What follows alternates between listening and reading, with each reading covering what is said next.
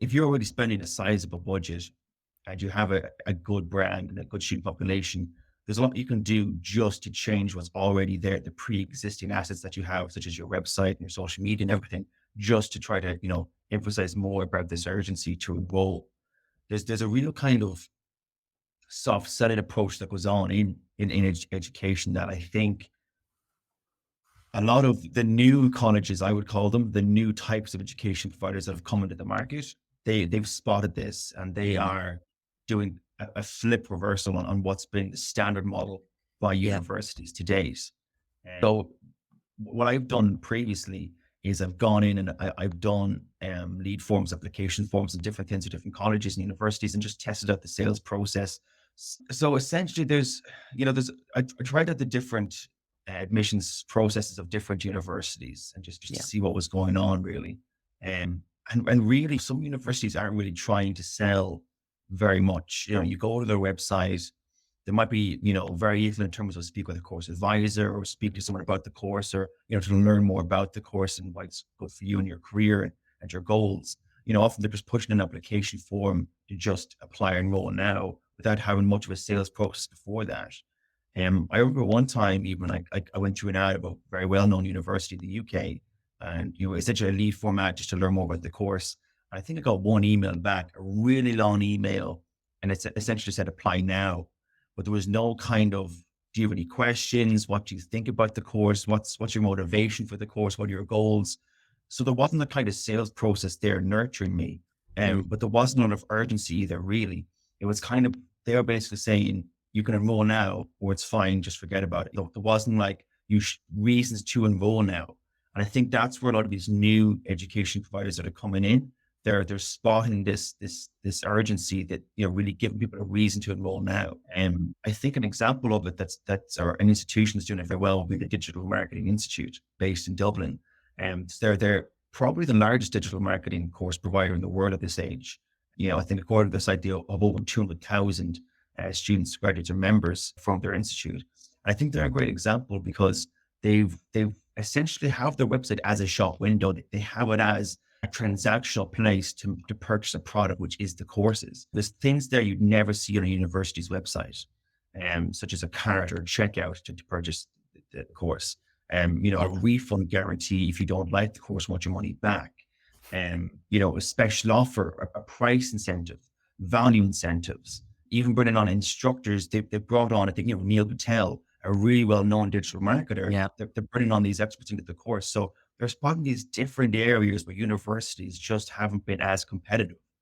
And it's not to say that the university model hasn't worked and can work, but I think that there's a real point that as we go into the future, as these kinds of institutes become more and more popular, and they become the place to go essentially to get a job at Google or Twitter, these big companies, Mm. the reasons for going to the universities are changing. It's becoming less about the qualification and more just about what the experience or my friends are going there.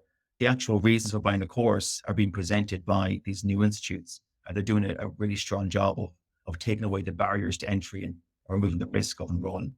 I think you've made some fantastic points in here, and I'd like to highlight the changing role of a university's website. Well, So a lot of the work I do happens in native channels. So typically, by the time a student today reaches a website, they've kind of already decided that they're interested, they have intent. So the sure. website really should be trying to convert that intent, like you say, into a conversion or whatever that metric is, because Yeah. all this information is freely available now. You read it in reviews, you get peer recommendations. You've spoken about an institute just there. People hear things in different ways now. It doesn't just belong to the brand. And the other thing that you picked up about Mm. the emails that you receive after signing up for like a Sure. form Yeah. on the university's website, I I share this sentiment with you Yeah. Yeah. 100%. As part of my job, I sign up to as many as possible, and it's very rare that I enter a nurture sequence that I think is ideally optimized for converting those Yeah. students. 90% of the times I receive the same 5 emails. I'll try and list 5 now off the top of my head to be smart, but I probably can't. But essentially, employability, placements, Yeah, alumni. So we don't know what it is, those general topics that they come through, but they're very yeah. general. You might get one about the course.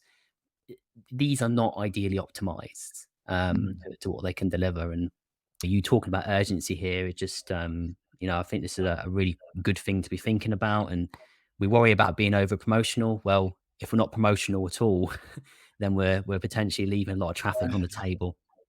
I've had that conversation with a lot of, CEOs, owners of colleges, marketing managers before, and it's, we don't want to come across as selling. We don't want to do a special offer. Like from what I can see, things have changed drastically in the education sector. And I think a lot of kind of maybe more old-fashioned colleges and universities haven't really seen that it's happening. But there's massive changes going on. Like I've seen the likes of MIT doing special offers on their courses. The likes of Yeah. Harvard Business School have launched the online Harvard Business School, where they have free and low cost online courses. So they've turned the university into an e-learning provider to make it more accessible. Those are the kinds of things that are happening where there's, universities and colleges spotting that there is this need for just giving more value. For me, and I've heard this before a lot from college owners that, there's this fear of coming across too salesy or things like that. It For me, a lot of it is just giving more value. Mm. An example that I found does it really well is the Power MBA, who I found did this really well just from the different interactions that I've tried out, the research that I've done, where essentially they're offering additional value into the course. If you enroll now, there was I think 11 bonus modules or bonus content you'll get access to. So you're getting more actual just learning. You're getting more skills. You're getting more of that. Which I think is very interesting. If you can, the value of the urgency doesn't have to just be on price, although that helps. It can just be on what you're offering the course. Perhaps it's free certification. Perhaps it's discount on another course or access to a community. There's a lot of different ways you can give value. It doesn't have to just be price based, but I think the idea here, and for me, these the values that's being sold, they're becoming more and more the distinction between why to enroll in a course or not, because there's more on offer there that institution. I love that, and you're right. The the price and the sort of extras like laptops for students, this isn't what we're talking about here, is it? These are kind of trinkets, if you like. It's the actually, if you enroll now, you can join this summer course, or you can get a sample, or a one-to-one session, extra content as part Yeah, of your program. It's a very different way of thinking about that sales process. And funnily enough, I've seen a few universities starting to think about this now. I wrote a piece this morning, I think it was about Imperial College, and they have a summer school.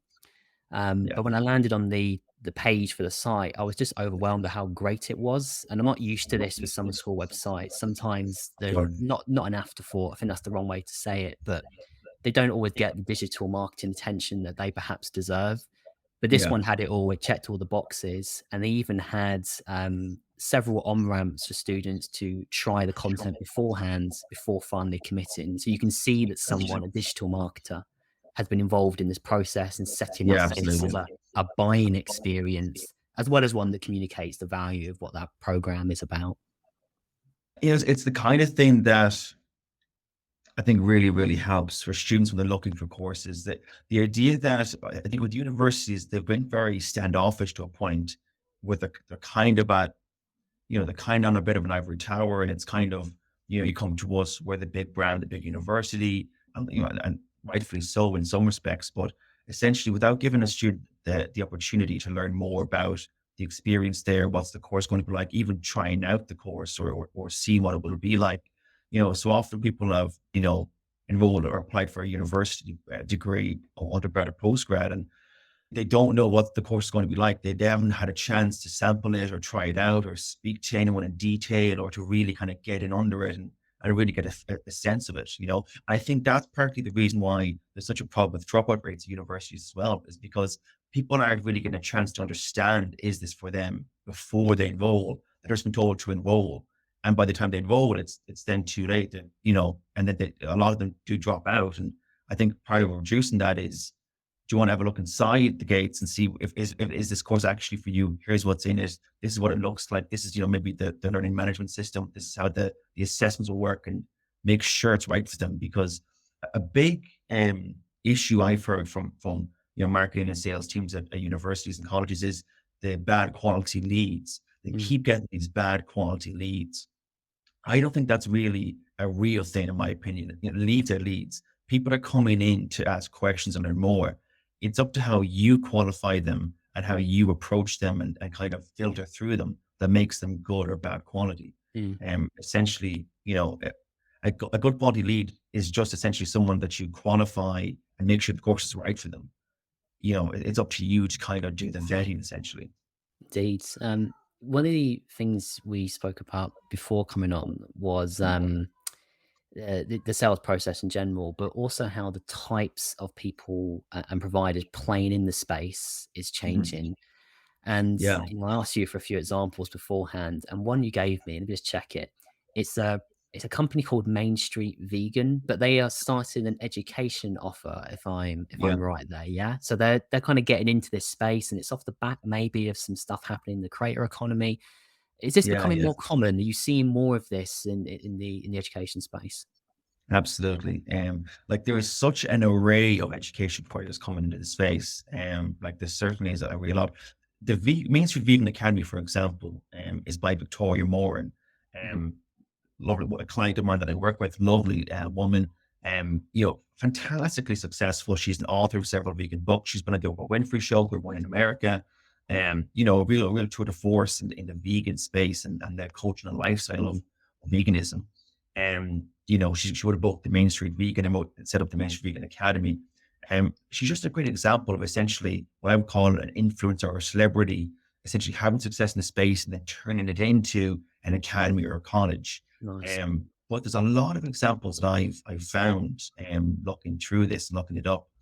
But the amount of celebrities or influencers creating their own education platforms now or colleges is a lot. Just some examples that just that might be well known is the UA92 University in Manchester, that was set up by the class of '92. So essentially, Phil Neville, Gary Neville, Paul Scholes, and some of those guys. Donald Trump had the Trump University, and LeBron James has a college he set up. George Clooney even has a college he set up. This is becoming more and more prominent, where we're seeing, I think, influencers and celebrities setting up their colleges. And I think in the same way that these kinds of people have been able to leverage their personal brands to sell a product or a service, they're able to set up a college or education institution and sell a course based off essentially their personal brand. So it's another example of a new kind of education college or coming into the market with something a bit different. But I think we're going to see more of that in the coming years. Yeah, and I don't think people fully appreciate the opportunity and the impact it will have. And I definitely feel that individuals, as this next phase of where business is going, is this massive shift. In the early kind of 2000s through to 2010, it's all about corporations. But now you look through to the kind of brands that are leading the way, and they have very strong individual identities at their core. Mr. Beast, for instance, not just a YouTuber anymore, but owns franchises in chocolate and fast food restaurants. This dude's a creator. He's well on the path to becoming the first billionaire creator. He's partnered with East Carolina University to do a course with them about how young people can get into the creator economy. This is a big deal. This is way beyond just working with student creators in your marketing team now, right? Sure. Absolutely. Yeah. Then, it's what I've seen happen more and more is that education providers are trying to bring on these kind of influencers or these really well-respected people into their courses. I think it's another example of where these different types of education providers have been maybe a bit more competitive or a bit more savvy than some of the universities are in the respect that, the Power MBA was one of the examples I gave on the course. Some of the courses they're teaching, they have Mark Randolph, the co-founder of Netflix, teaching on the course. They have Natalie Wills, the VP of branding for Booking.com. Ken Gibbs, the social media marketing manager of Spotify. So they're bringing in these big kind of heavy hitters people want to learn from. And I think more and more, and that's what students are looking for. They're looking for these kind of, really successful entrepreneurs or these influencers and celebrities and these kinds of people that teach in their courses. And it's not to say that universities don't have fantastic faculty and lecturers or really successful people teaching for them, but it's certainly something that these new education providers are doing. They're spotting who is maybe the biggest influencer in that space, and they're bringing them in to teach the course. And often that person, in the example of Neil Patel himself has a massive online following with his own digital marketing and social media space. So he's bringing in a lot of students just off the back of the fact that he's there. Yeah. So it's helping to promote the course as well. Yeah, it's the same. I listened to a podcast, Prof G show, Professor Scott Galloway. I think it's Minnesota University. I might be mistaken there. But essentially, he's created a media company around himself. He's an academic, doesn't take a salary from the university because he doesn't need it. But he's pulling in students because he has this huge following, and the way he presents his insights is targeting a younger generation of listeners and investors, and you can see all this stuff coming together and just essentially coming to a head probably within the next couple of years if universities don't have these gems. It's interesting. I think that there's probably a new college being created every day at this point, or some form of education provider in the world. It's becoming such a competitive space, but part of the reason there's new education providers emerging is because there's just space to grow. It's just education is such a massive market, and it's still growing, that you're able to create a niche college or school in a certain area, and you're able to launch and really get a viable business going from it. So I'm not surprised there's plenty of these kind of small and medium-sized providers coming in and being able to get a cohort of students and get their college or their school successful. I think part of it is that it's just trying to create a differentiator. What separates us from the rest of the market. And just to go back a bit onto a point I mentioned earlier about the new types of education providers coming into the market, I think that's the real key to it. Just to list off a few examples of different types of providers that are coming into the market that I think are really interesting, and just show how it's changing and how you can launch a successful course or education institution. There's, the big tech have launched their academies or their digital schools, essentially, like LinkedIn Learning, the HubSpot Academy, Google Digital Garage. That's really interesting, where they've come in and launched their own accreditation based off the fact that they are who they are. And I think that is a real kind of sense of where things can go in the future with education. Because if you're going to university, say you want a job at Google, you're going to this university, perhaps you do the degree in digital marketing or whatever, because you want to work at Google. If Google are the provider of the certification that they recognize to have a job at Google, you're going to go to the Google Digital Garage to work at Google rather than the university. So there are these new kinds of education providers coming in that are giving people a reason to enroll. And similarly, there's these new boot camps I mentioned to you as well before, such as Microverse or EduCode. There's a few of these guys where you enroll now and you only pay when you graduate and get a job. So that they've completely removed this barrier or the pricing from actually running in the course, because they're essentially going for kind of I suppose, really just a mass intake model of just trying to get as many students as possible. Yeah, and going back to the tech example there of Google running its own courses, let's not forget why they're doing that. It's because they're not getting the quality of graduate they want out of institutions fast enough. They can't wait like 4 years for someone to complete a degree in tech. They need people now. These things don't stand still. Philip, thank you so much for coming on today. I've really enjoyed this, and it's great to meet someone in the space who's also thinking about these things and Likewise. has a different take and origin story to how I do in this sector. Where can people find you and connect with you and get in touch with you if they want to? Yeah. Well, the biggest social media I'm on is LinkedIn. I think I've got I'll toot my own horn. I think I've got 12,500 followers there. That's really the social media you find me on, really, that I'm on the most and enjoy it the most. I'm probably scrolling it too much, but that's where I'm on social media. I've got a website, philipsmithcmo.com, if you're looking for a consultant or a fractional CMO for your college. And I've got the education marketing agency.co if you're looking for more about a pure done for you agency to handle your sales and marketing. Yeah, if you Google my name, I think it'll come up. So hopefully the SEO was working for me anyway. I'm glad to hear it.